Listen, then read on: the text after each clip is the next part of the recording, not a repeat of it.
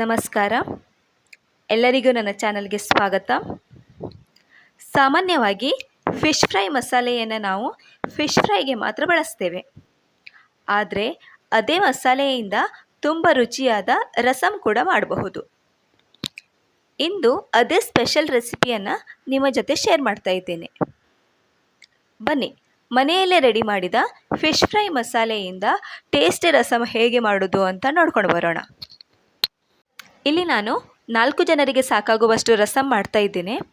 ಮೊದಲಿಗೆ 1 ಟೊಮೆಟೊ ಮುಳುಗುವಷ್ಟು ನೀರು ಮತ್ತು ಸ್ವಲ್ಪ ಉಪ್ಪು ಸೇರಿಸಿ ಚೆನ್ನಾಗಿ ಬೇಯಿಸ್ಕೊಳ್ತಾ ಇದ್ದೇನೆ. ನೋಡಿ, ಈಗ ಟೊಮೆಟೊ ಬೆಂದಿದೆ. ಇದು ತಣ್ಣಗಾದ ನಂತರ ಇದರ ಸಿಪ್ಪೆಯನ್ನು ತೆಗೆದು ಮಿಕ್ಸಿ ಜಾರಿಗೆ ಹಾಕ್ತಾ ಇದ್ದೇನೆ.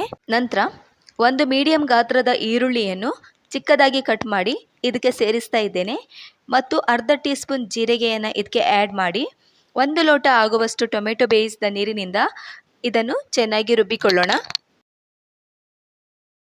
ಈಗ ಈ ಮಿಶ್ರಣವನ್ನು ಟೊಮೆಟೊ ಬೇಯಿಸಿದ ನೀರಿಗೆ ಸೇರಿಸೋಣ. ನಂತರ ಸ್ವಲ್ಪ ಹುಣಸೆ ಹಣ್ಣನ್ನು ನೀರಿನಲ್ಲಿ ನೆನೆಸಿಟ್ಟಿದ್ದೇನೆ. ಆ ನೀರನ್ನು ಇದಕ್ಕೆ ಸೇರಿಸ್ತಾ ಇದ್ದೇನೆ.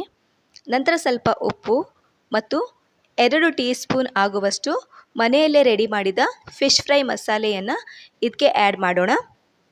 ಫಿಶ್ ಫ್ರೈ ಮಸಾಲೆ ಮಾಡುವ ಲಿಂಕನ್ನು ಡಿಸ್ಕ್ರಿಪ್ಷನ್ ಬಾಕ್ಸಲ್ಲಿ ಶೇರ್ ಮಾಡಿದ್ದೇನೆ. ಒಮ್ಮೆ ತಪ್ಪದೆ ನೋಡಿ, ಮನೆಯಲ್ಲೇ ಮಸಾಲೆ ರೆಡಿ ಮಾಡಿಕೊಳ್ಳಿ. ನಂತರ ಸ್ವಲ್ಪ ಕೊತ್ತಂಬರಿ ಸೊಪ್ಪು, ಅರ್ಧ ಟೀ ಸ್ಪೂನ್ ಆಗುವಷ್ಟು ಬೆಲ್ಲ, 1/4 ಟೀ ಸ್ಪೂನ್ ಆಗುವಷ್ಟು ಪೆಪ್ಪರ್ ಪೌಡರ್ ಇದಕ್ಕೆ ಸೇರಿಸ್ಕೊಳ್ಳೋಣ. ಪೆಪ್ಪರ್ ಪೌಡರ್ ಈ ವಿಡಿಯೋದಲ್ಲಿ ಸ್ಕಿಪ್ ಆಗಿದೆ, ನೀವು ಅದನ್ನು ಆ್ಯಡ್ ಮಾಡ್ಕೊಳ್ಳಿ. ಮತ್ತು 3 ರಿಂದ 5 ನಿಮಿಷಗಳ ಕಾಲ ಚೆನ್ನಾಗಿ ಕುದಿಸ್ಕೊಳ್ಳೋಣ.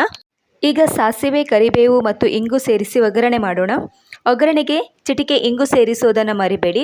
ಇದು ರಸಮ್ಗೆ ಸ್ಪೆಷಲ್ ರುಚಿ ಮತ್ತು ಫ್ಲೇವರನ್ನು ಕೊಡುತ್ತೆ. ನೋಡಿ, ಈಗ ರಸಮ್ ಸವಿಯಲು ಸಿದ್ಧವಾಗಿದೆ.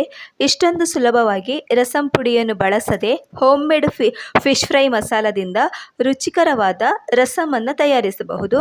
ನೀವು ಕೂಡ ಒಮ್ಮೆ ಟ್ರೈ ಮಾಡಿ ನೋಡಿ, ಹೇಗಿತ್ತು ಅಂತ ಕಮೆಂಟ್ನಲ್ಲಿ ತಿಳಿಸಿ. ಈ ವಿಡಿಯೋ ನಿಮಗೆ ಇಷ್ಟವಾದರೆ ಒಂದು ಲೈಕ್ ಕೊಡಿ, ಶೇರ್ ಮಾಡಿ, ಸಬ್ಸ್ಕ್ರೈಬ್ ಮಾಡಿ. ಮುಂದಿನ ಮತ್ತೊಂದು ಹೊಸ ರೆಸಿಪಿಯಲ್ಲಿ ಭೇಟಿಯಾಗೋಣ. ಅಲ್ಲಿ ತನಕ ನಮಸ್ಕಾರ.